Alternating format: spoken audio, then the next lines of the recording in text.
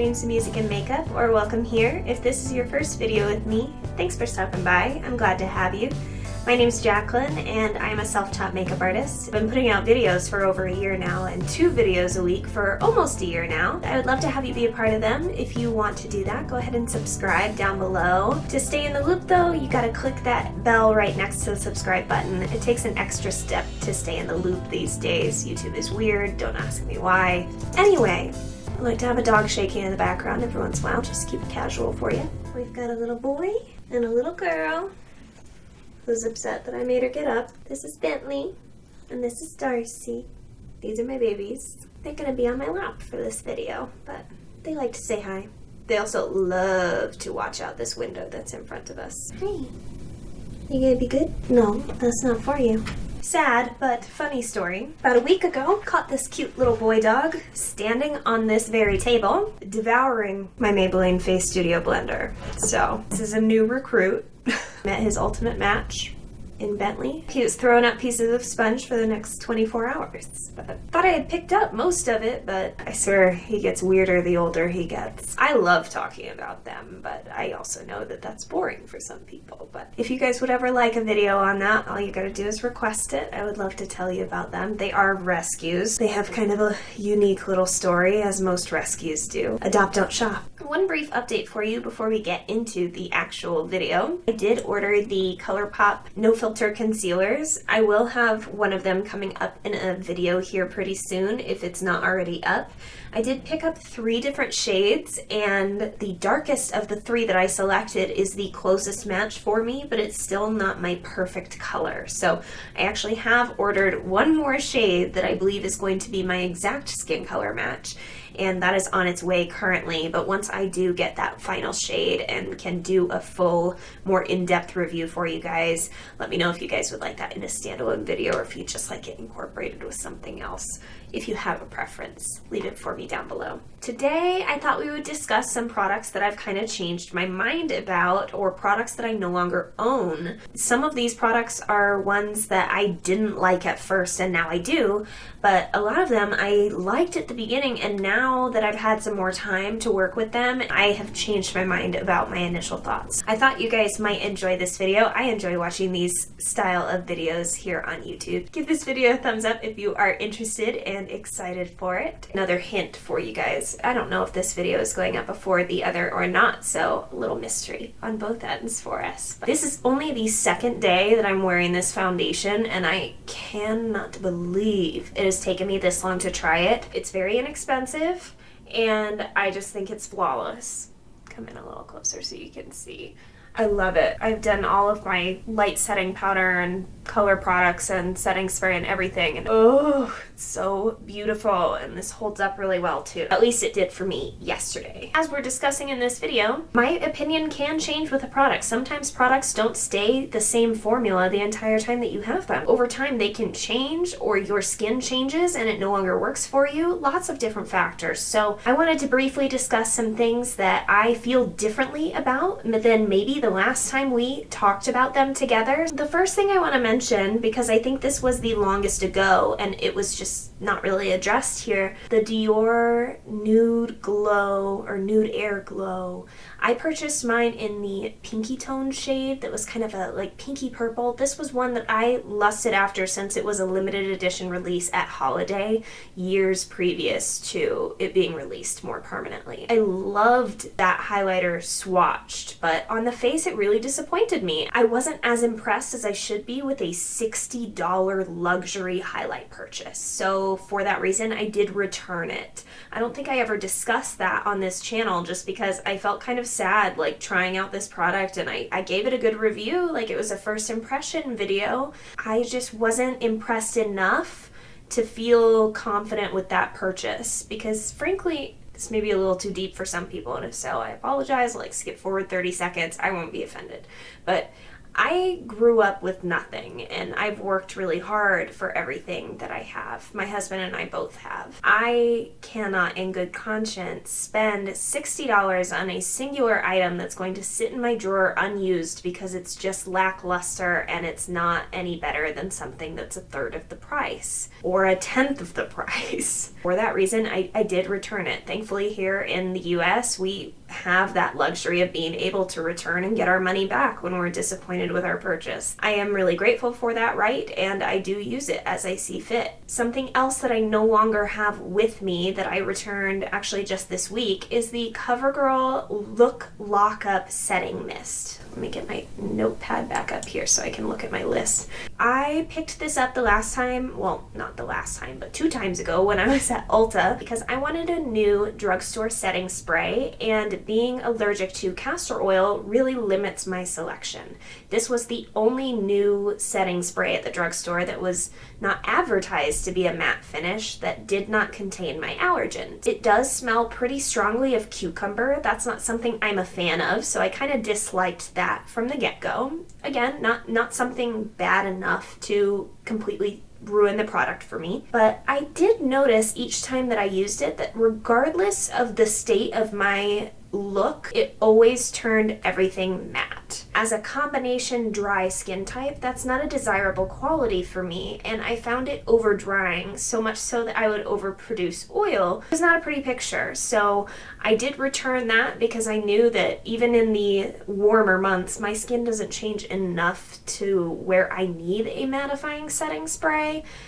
I don't always go for something especially dewy, but I rarely use something that describes itself as mattifying. I will use some makeup extending sprays, but they aren't always advertised as mattifying. Some are even hydrating. Next up, I'm kind of hesitant to talk about this in this video, but I want to hear your thoughts. So if any of you own this primer, please tell me your skin type or your, the texture of your eyelid as far as whether you're oily or dry and your results with this primer. This is the Wet n Wild Photo Focus Eyeshadow Primer. I picked this up because so many people over the years have described Wet n Wild's primer as being similar to the Too Faced Shadow Insurance. I love Too Faced Shadow Insurance. I own that product as well. And I was really excited when I initially opened this because the texture reminded me of it, definitely. But once I started to apply it to my eyes, it immediately became very, very sticky and then dry. I found that interesting because I don't find that to be the case with the Too Faced Shadow Insurance at all. So at that point, I didn't see the similarities anymore. Just the initial texture seemed similar. As I started to apply my eyeshadow, I have never seen my eyes look like this in my life. It made my eyelids look so dry. It looked like I had dinosaur skin. Like it looked like I had scales on my eyes. And I was just using matte shadows that I had used previously, the day before, with a different primer with no issues. I was actually using the Milani Must Have Mattes palette. This just made my eyelids look so old and dry and crusty, and I don't know that I've ever experienced an eye primer like that. Let me know if you had a similar experience to mine or what your experience was, because I don't know if I got a dud. I'm scared to try it again, frankly, because it looked so terrible that I went and got a makeup wipe and had to remove it and start over because it just looked that bad. I was not gonna go out like that. If you guys have owned this or do own this, please let us know your thoughts on this product down below. Let's change the tune of this a little bit. I hate being negative on this channel.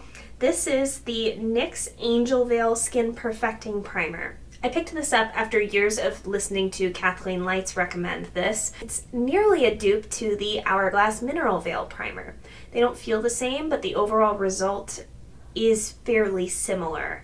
I hated this at first. I really, really did. I don't know why, but I wanted to apply this like a normal primer. I really wanted to apply it to most of my face because that's how I would apply the Hourglass Mineral Veil. The Hourglass Mineral Veil is a far thinner, more watery consistency, and it is balancing in a way. So it's not only hydrating, but it is oil controlling. I wouldn't say that necessarily about this. This to me is like the perfect pore-filling, minimalistic center of the face primer. So how I do enjoy using this is using just the teeniest amount. I'm talking like smaller than a pea. I place that in the center of my forehead, right here in the center of my face and on my nose, and right at the center of my chin. If I have any extra, I'll kind of bring it up where my highlight goes, and that is it. That is where I leave it, and I do use patting motions. So I find that this is the most ideal pore filling, smoothing, perfecting primer for the center of the face only when I use it very discreetly. When you use this like an all-over face primer, I really think you're going to be disappointed. Unless you're incredibly oily, I wouldn't recommend that method of applying this. I was tempted to return this primer after using it that way several times because it just looked awful. It did not do me any favors when applied like an all-over face primer. Have you tried this out? Any of these products? Let us know your thoughts too. And your skin type, that helps a lot. This one is a little bit different than the rest in that I still like it. It's not outstanding, but I do have some things to say. This is the Essence I Heart Extreme Volume Mascara. Before we get started talking about this, let me just... This is a giant wand. Absolutely giant. I mean, bigger than my eyes, almost. And I have fairly large eyes. While it's a nice mascara, it's difficult to apply just because of the sheer ginormous brush. Like, this is the biggest brush ever, and I think that if you're someone who does not have naturally large eyes, I would be incredibly disappointed when I got this home. I was almost disappointed as it is because I was like, well, that's gonna be hard to maneuver. I notoriously get mascara all over my upper lid and have to remove it anyways. I definitely make a mess with this guy. It doesn't help. It doesn't do me any favors in that department. And if you don't have large eyes, please do not buy this mascara. It will just make a huge mess. You will be frustrated. I imagine there will be mascara everywhere but your lashes, especially if they're on the smaller side. While it's not terrible, I'm probably not going to be featuring it on this channel very much just because I have to think that it's a very small percentage of the population that's going to have eyes large enough to even come close to enjoying this mascara. I feel kind of guilty about the next couple because they're fairly recent products and I really liked them at first and now I really don't. These products are kind of what spurred the idea for this video because I want to keep it real with you guys. I am not someone who comes on here and tells you that I like things just so that products get sold. A lot of times when I meet people in person that either follow my YouTube channel or are interested in learning about it, the first question I get asked is, so do I make any money making these videos? And the answer to that is no. I have not made a dime on these videos and I work full-time hours every week on creating them for you. I do this because I love it, not because someone's paying me to say something. I am not trying to please anyone other than you guys. I'm trying to do you a service, help save you some money, and do the makeup investigating for you. And if I can, teach you some new techniques and that sort of thing to help you in your life, to help empower you to feel better about the makeup that you're wearing every day. With that being said, I am human, and sometimes I really like something at the beginning, and then it's a total flop later on. The first product I would describe that way is the Maybelline Total Temptation Brow Pencil. I wore this a lot. I tested it quite a bit because I wanted to be sure of how I felt before bringing your attention to it. I did mention it in passing a few times that I've been wearing this. I did pick up the shade Blonde. While I've hated this side of the thing the whole time, the little spoolie is not a spoolie enough for me. I would rather it be long and skinny than this little stump of a thing that doesn't help me blend at all. I think the shape of this is really unique. It is kind of like a kite shape, if you will. What I dislike about this product is that no matter what I do, no matter how much I prep the area that I'm about to apply this product to, I cannot get it to adhere to my skin. I don't know why it took me this long to come to this conclusion, but I just can't. So it literally will only adhere to hairs I already have, therefore it doesn't empower me to fill in any sparse areas. I find that this is like the most betraying brow product on the market that I have tried thus far in that regard. So I would not encourage you to try this, at least not in this shade. Maybe the others are different. I don't feel strongly enough to spend my money on it again to try a different shade. This one was a little bit warm for me, so if you are on the cool tone blonde side, I would say probably not this one. I just wanted to let you guys know that that's how I ended up feeling about this, in case you are in the market for a brow product and you've heard me mention it before. If you have all the brows that you want and you're just looking for a little extra oomph, sure. But if you are looking to fill sparse areas and you have pretty sparse brows, please do not buy this. Please don't. I don't know why they would make a pencil that doesn't stick to skin, but they did. This next product is from CoverGirl. I promise I'm not picking on CoverGirl. Actually, my two top ranking mascaras at the moment are both by CoverGirl. This one, while it was a front runner in the beginning, has fallen quite far from that original placement, and this is the CoverGirl Peacock Flare Mascara.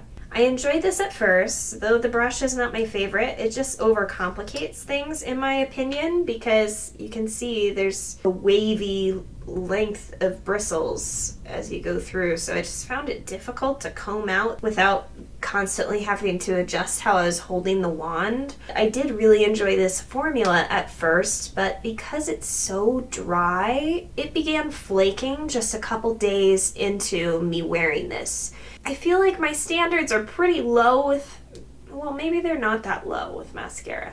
With mascaras, I want it to be really black, not too clumpy, and I want it to stay on.